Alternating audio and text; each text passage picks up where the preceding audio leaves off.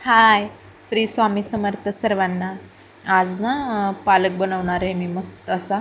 खूप टेस्टी लागतो असा पालक.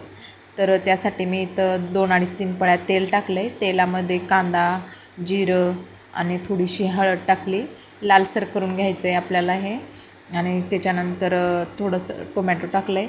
मी इथं 2 कांदे वापरलेले मीडियम साईजचे आणि एक टोमॅटो आधा कट केलेला, एक अर्धाच वापरलेला मी.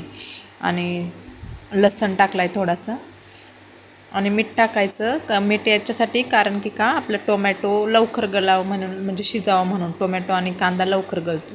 आणि लाल शेंगदाणे टाकले थोडेसे.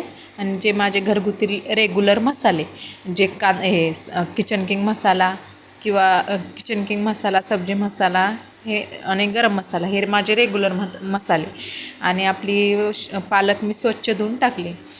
आणि त्याच्यानंतर मीठ टाकायचं. मीठ मी लक्षात घेऊन टाकते कारण की मी पहिलं पण टाकते अगोदर आणि नंतर पण टाकते.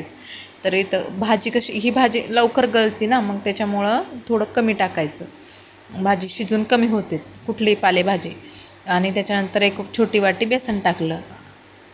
पाणी टाकलेलं मी फोडणीमध्ये. तर पाणी मी 1-1.5 कप टाकलेलं साधारण आपलं बेसन शिजायतपत. त्याच्यानंतर फोडणी दिली मी. इथं पांढरे तीळ, एक लाल मिरची आणि लाल तिखट.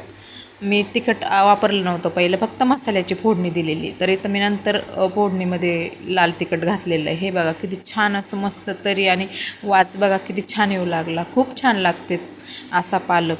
लच्छासोबत खा किंवा पराठ्यासोबत आपला मस्त लागतो आहे. हे बघा तयार आहे पालक.